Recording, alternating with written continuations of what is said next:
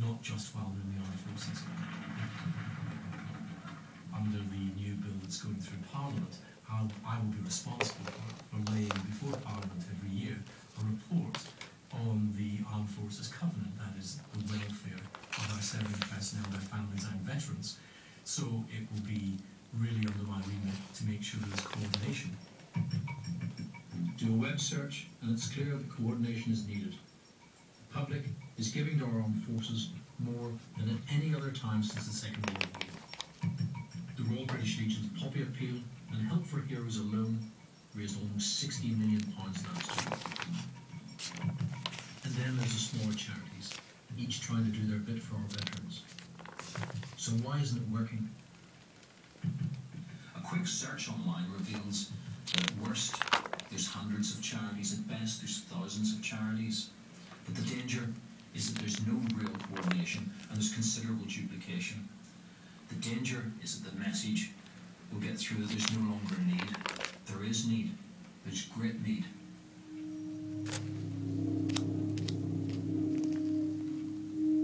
It's towns like Mansfield the army depends on for recruitment. And it's here a Gulf veteran has come up with a simple plan aimed at cutting through the confusion for those coming home. Former Lance Bombardier Jason Rathbone served in the First Gulf War. He's now Mansfield Council's Voluntary Welfare Officer for Veterans, the first one in the country. My own personal experience coming out of the military, I had issues myself, and when I met another veteran in a local pub and we sat there talking, a lot of our experience we found mirroring each other. It spurred me on to doing more and asked for more to be done. Jason's got the local council employment agency and medical services to sign up to a veterans charter. It promises ex-soldiers priority for housing, healthcare and jobs. Higher recruitment areas in the UK, I'd like to see the veteran charter adopted in these areas, and at the very least provisions made in every council and every town and every village in this country to actually look out for the needs of the veterans coming back from recent conflict. So could the charter help veterans like Stephen van der Bank? It's a week since bonfire night. Even the fireworks triggered flashbacks to Iraq. In the past week I've probably had about 14 hours sleep in total, so I'm probably surviving on about 2-3 hours at most, which is putting a hell of a lot of strain, because my mind's not working properly. During the day I'm dead lethargic, during the night I'm trying to be dead active because I don't want to sleep. It's a place like this where I actually come where, it feels like you're in a different place completely, so it actually does make me feel human again. Since I've left the military, my mind broke.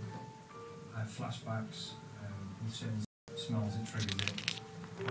It's horrible that I'm in this position, but it's stuff that I have to actually deal with.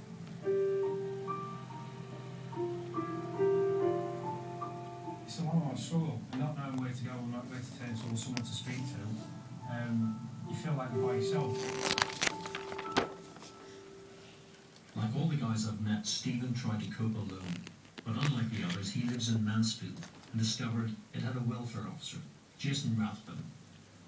Actually meeting Jason, actually saying, look, that you're not going crazy, you're not by yourself, I felt this way. We're very, very vulnerable people when we come out, and luckily enough there's people out there that do actually care.